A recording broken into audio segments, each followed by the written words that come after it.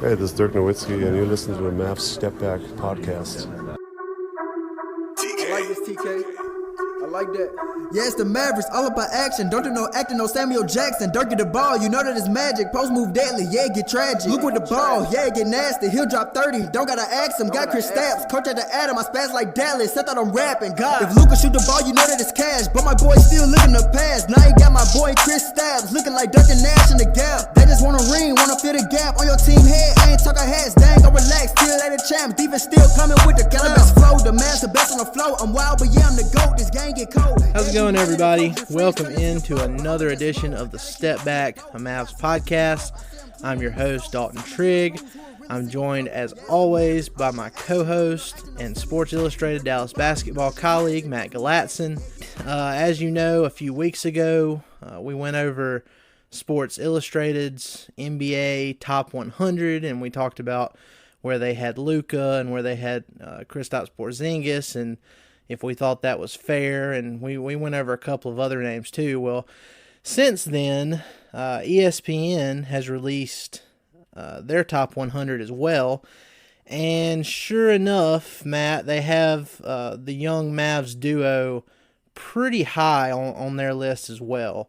Okay, so Luka is at number 16, which I absolutely love. Second-year player, and he's approaching top 15 status according to ESPN. So I really love that. You know, it continues to build the expectations, for Luka, for him to build on what was already a historic rookie season. So I really like that. They had Porzingis at number 34. And just by comparison, when we talked about the Sports Illustrated rankings, they had Luka at number 30 and Porzingis at number 37. So KP, he's in the same range in both rankings. ESPN has Luka considerably higher in theirs. And Matt, just to kind of look back to last year, they had Luka at number 59 they had him at number 63 going into his rookie season. And then they had Kristaps Porzingis at number 59. So both players jumping considerably in the ESPN rankings from last year to this year. What's your initial thoughts? Well, I love this list. I think it's a lot better than the Sports Illustrated one. Don't fire me, please. With all due respect, we like ESPN's better. Well, okay, so there's give and take with both. So I don't like how they include rookies in this one. Same. But I do like where they had people better in this one. So I love that DeAndre Jordan's not in the top 100. That's fantastic. Tim McMahon, apparently, according to ESPN.com, thinks that Harrison Barnes should be in the top 100, but that's hilarious. So we won't go into that too much. I won't get it. Look, here, I'll say this. When you get up into that, 90 to 100 range, I think there's a case that could be made for a lot of guys. So I'm not going to knock Tim too much for that, but, I could see it going either way. Well, okay. Everybody they have from 100 to 90, I would rather have than Harrison Barnes. They have like Otto Porter and Julius Randle and Gallinari and Justice Winslow and Jared Allen. And so I think, anyway. And I like that they have Luka ranked 22 spots ahead of Draymond Green. That makes me so happy. Hey, I think that Trae Young a little too high. Star player versus, Draymond was the fourth best player on his team. So, No, yeah. We all know how I feel about Draymond. But, yeah, and then, I think KP's in a really good spot with a chance to go up.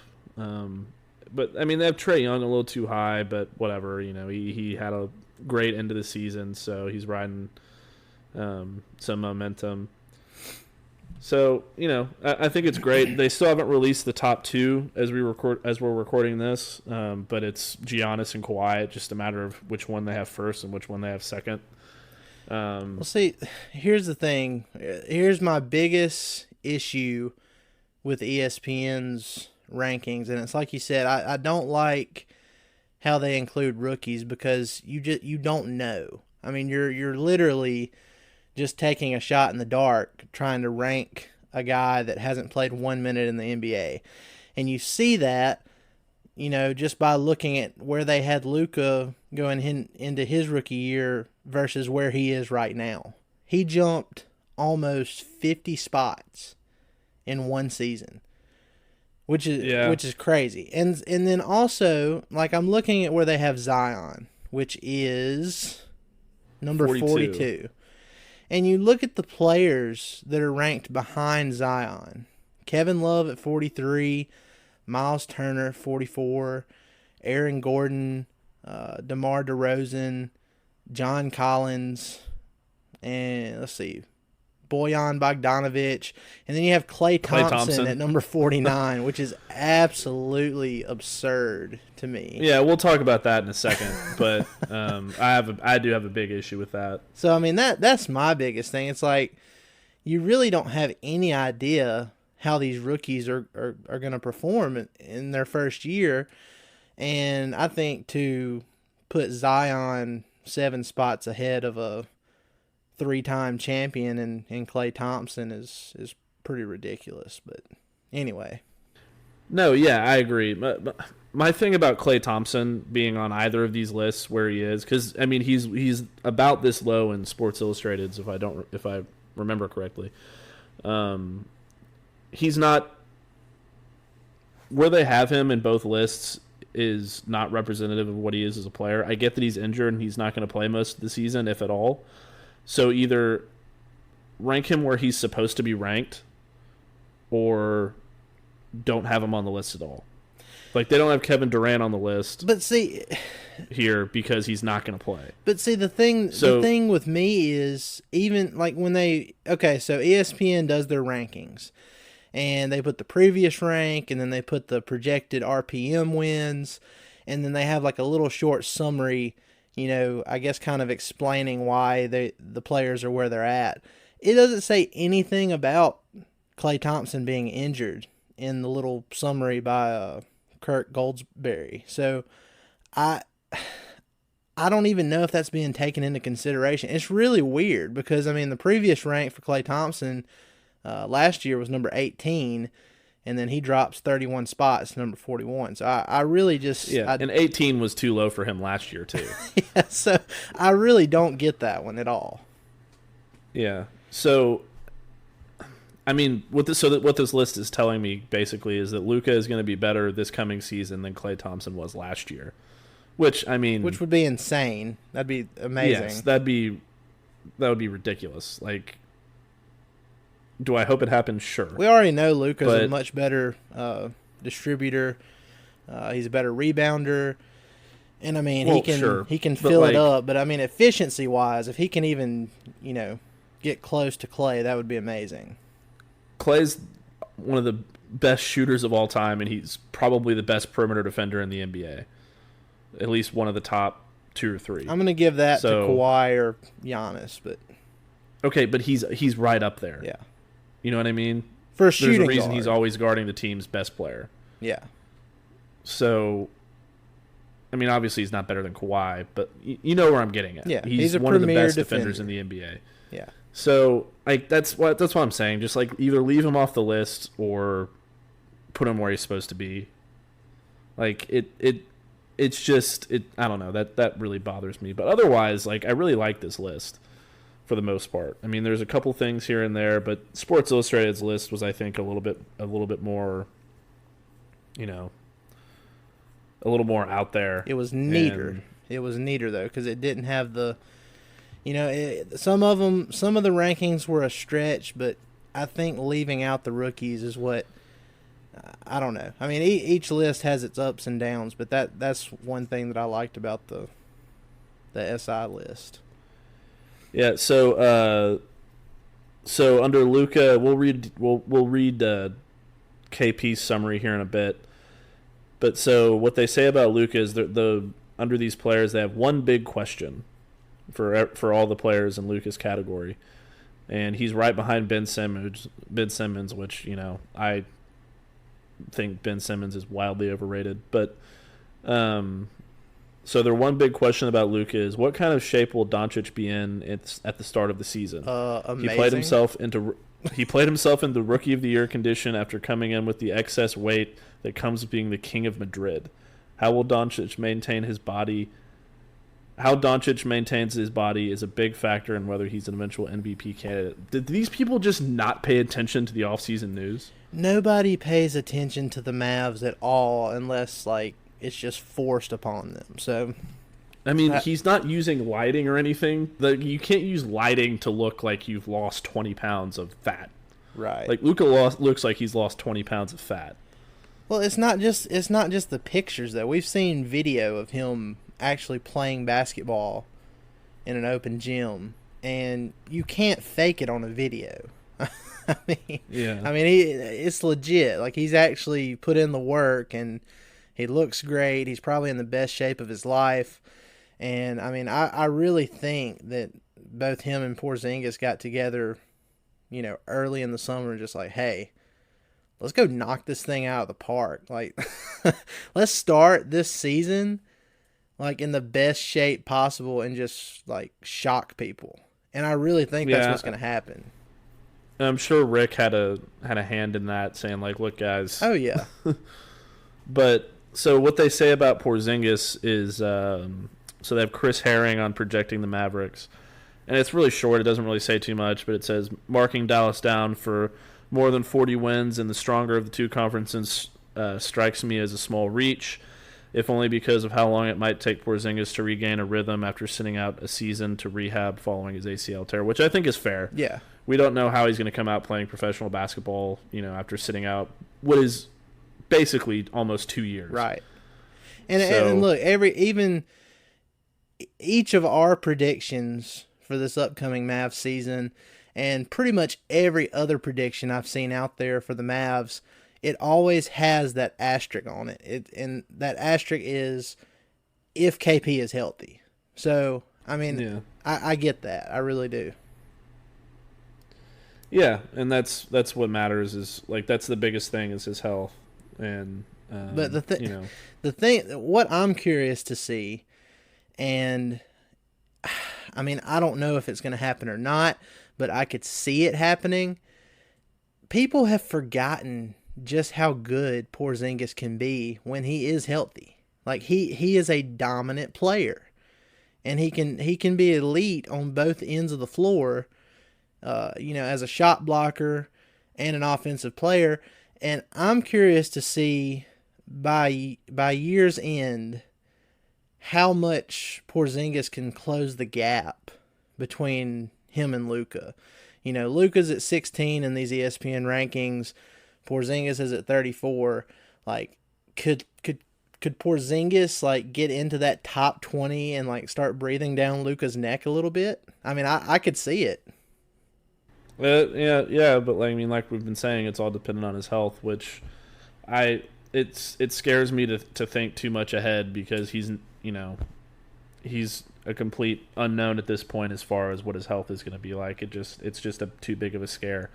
But based on what he's been doing this offseason with improving his core and his strength and really all parts of his body, I think that stuff is really going to help. We'll just have to see what happens. Yeah, and even on that little summary that Chris Herring of ESPN gave on Porzingis, he doesn't even mention being worried about Porzingis re-injuring himself. I've said it before. We've talked about it all through the summer, but I don't think the Mavs make the trade for Porzingis if they don't think that he's going to make a full recovery, and two, I don't know that they give him a fully guaranteed $158 million 5-year contract if they have any doubts whatsoever. So even in that little summary that Herring gave, he talks about how long it might take Porzingis to regain a rhythm after sitting out. And I think that's more of the concern than him being re-injured. I think him putting on the muscle this summer, getting with Casey Smith and his other trainers he's been working with, and adding that strength was to help him hopefully prevent future injuries. And I think that's the main concern now is like, okay, well, he hasn't played in 20 months. How long is it going to take to knock off this rust? Yeah, I just, I think it's hard to know for sure anything about injuries. If somebody's an injury-prone person, they usually are always an injury-prone person. It's hard. I mean, you can't predict whether or not it's always going to be. Yeah, like whether or not it's always, it could be something completely different if he gets injured than has happened in the past. It could be nothing. I mean, nothing could happen. It's just there's a bit of obviously there was a bit of a gamble in what they did. But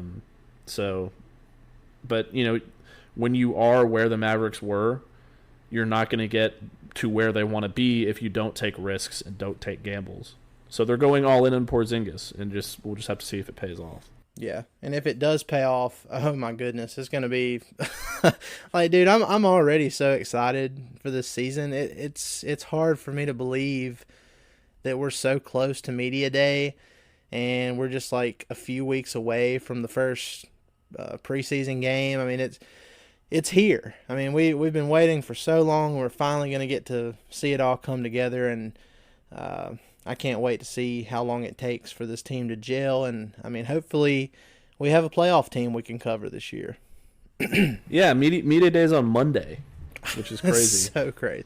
I mean, I'm pretty envious of you and Fish because, I mean, I wish media day was on the weekend. I understand why they don't do that, but, if it was on a Saturday, I would be out there with you guys. So. Yeah, it's I'm trying to get a few things lined up with Mavs media relations for both the pod and for the website. So which will be great. Yeah. Everybody keep their fingers crossed. I have some good ideas. Now that open practice, that open scrimmage they're having on October 6th, you can go to DallasBasketball.com and read that piece we put up on that. But that is going to be on a Sunday at 11:30. So, Matt, I may have to come out to that one. So, I mean, feel free, man. I don't know if I can make that or not. I was just going to ask if you're in town because, I'm in town. Everybody knows I work at 105.3 The Fan now by this point, and I work a lot on the weekends. So it's just a matter of, making that work. Depending on what the Cowboys play later in that. Cowboys day, so. play at 3:25 that day. I'm not. So I'll have to talk to the people who tell me what to do. but we shall see. Well, guys, look, we're going to take a quick break here. We'll be back on the other side. We're going to talk about the NBA cracking down on players' heights and ages. So stick with us. We'll be right back. All right, guys, we're back. We're going to jump right into it. The NBA recently said that they're going to be cracking down on players' listed heights and ages. Matt, you want to fill us in on what our guy Mark Stein had to say about that? Yes. So this kind of came out of nowhere this morning, and we had a good laugh about it in our DM group with Kirk Henderson because we all kind of had the same idea. Dude, of Mavs. Look, when this came out, somebody should go to check on JJ Barea because all of Mavs Twitter immediately. I saw so many of the same jokes, and even Dirk got in on it. Yeah, it was hysterical. Asking if he was okay. So I feel sorry for JJ that that's where everybody's mind immediately went. But anyway, carry on. Yeah, so here's what Stein said. NBA teams were notified this week that they must certify and submit the precise height and age for every player within the first week of training camp.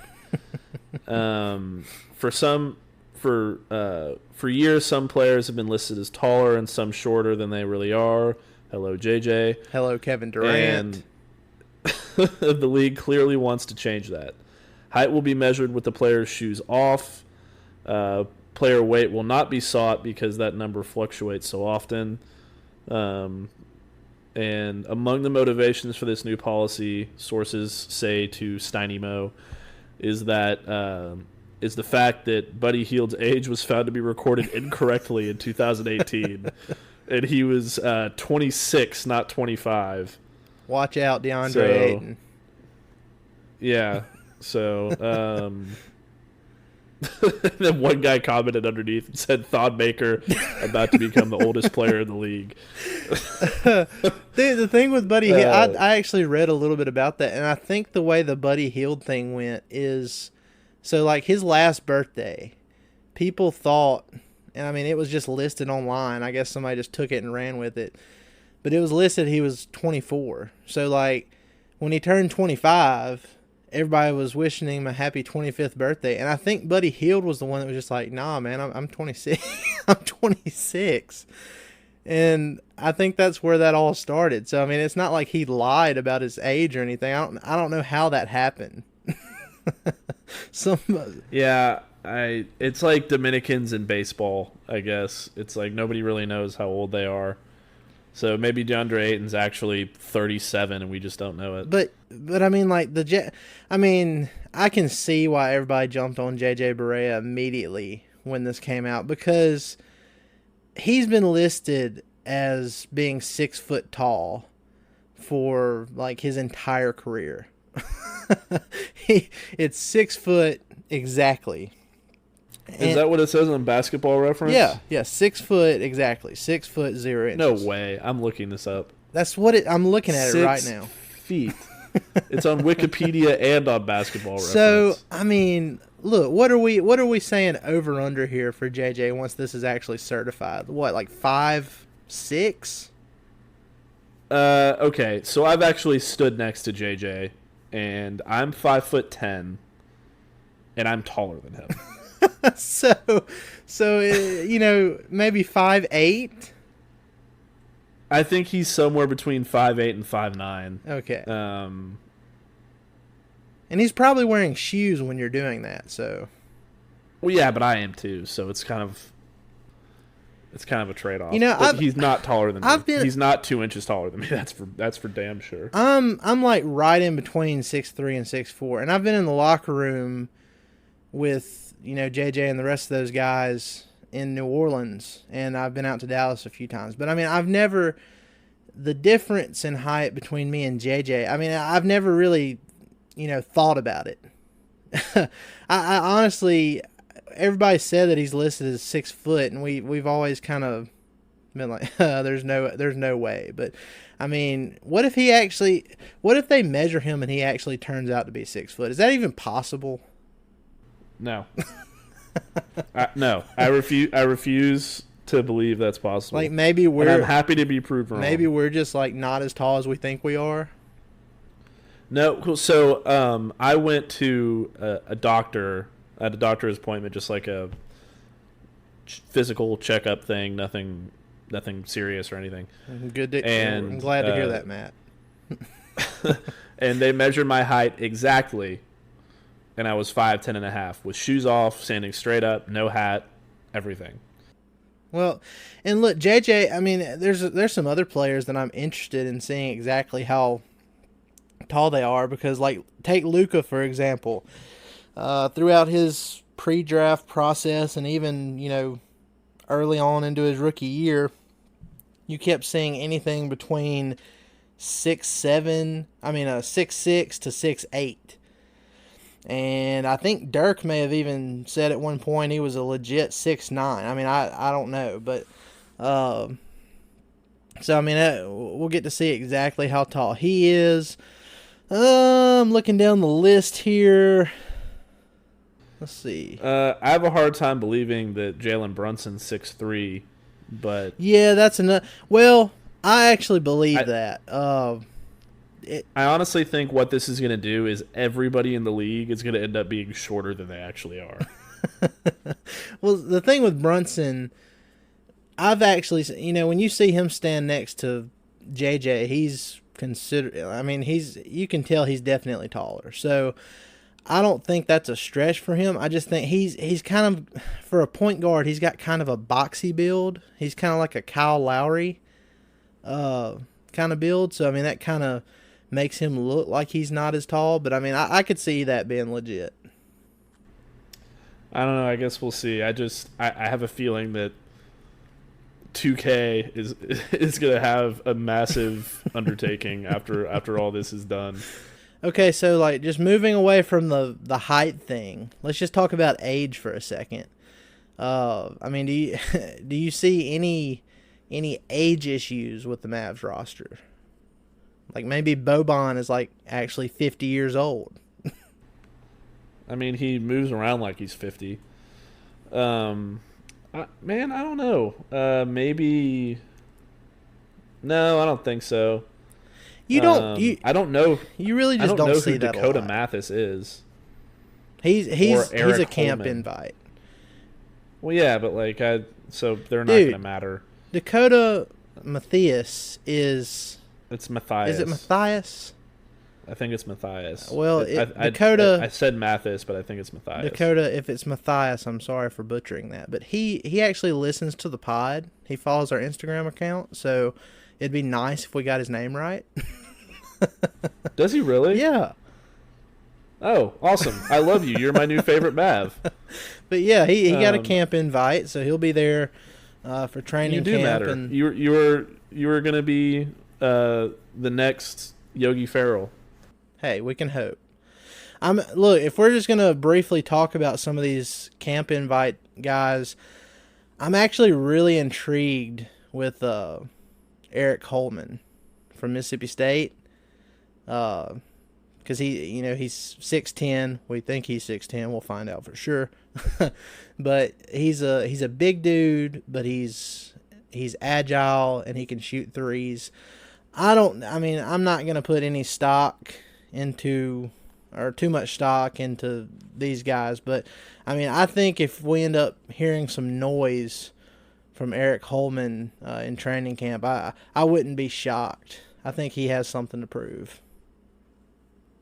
I do not know anything about him or any of the other. I'll be honest. I'll be honest, guys. It's not because I don't care. It's because I've been so wrapped up in football the last few weeks that the training camp stuff, the invites have kind of slipped through the cracks for me, and Dalton's been picking up the slack, which I greatly appreciate. It's no problem. I enjoy it.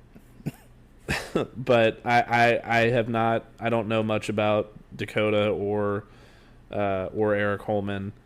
Well, look, if they're inviting me to camp, they must see something they like. So well, and that's really what training camp is about. You basically have your 15 players. Usually there's a couple spots at the end of the roster that aren't really set in stone. And that's why they're there, is to, make a name for themselves and open some eyes. So, Dorian Finney-Smith was in that position at one point. You never know. So, but anyway, all that's coming up here soon. Like you said, Media Day is on Monday. Then on the 8th, October 8th, they'll play their first preseason game in Tulsa, Oklahoma against the Thunder. You can go to DallasBasketball.com. We have a full breakdown of the preseason schedule. And then the regular season, it'll be here on October 23rd. And again, guys, we've talked about this a lot, but you still have some time to enter our tickets giveaway. The Step Back is giving away 2 tickets to the Mavs and Wizards season opening game at American Airlines Center.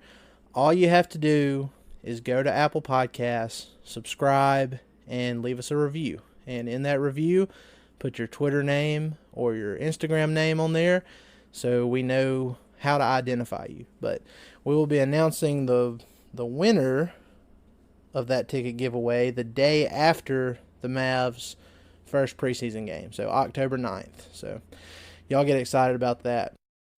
If you're a first-time listener, we're glad to have you. If you've been here for a long time, we appreciate your continued support. As most of you have noticed, the Sports Illustrated integration has already started with DallasBasketball.com. We have a nice new banner set up on the website, and then in the coming weeks, we will have that Sports Illustrated URL, which will result in a lot more people, tuning into the pod. So we welcome the newcomers, and we appreciate the ones that have been here for a long time, our day ones, and we will continue to bring you the best Dallas Mavericks content we know how. So, guys, we appreciate it. We hope you have a great weekend, and we will see you next week to talk about Media Day and training camp. We'll see you. A lot of times feel like I was on the road to nowhere. Tell me why all these people up in my face acting like I know them. Feeling like Luka, Doncic, Rookie of the Year, I'm the coldest. God speaking through me every single track, prophet like Moses. Asking why I gotta wait till I'm dead to go and get my roses. Feeling like Mavs 2019, grinding, unfocused. I used to go to bed at night discouraged, so hopeless. Went through the same pain, my friends chose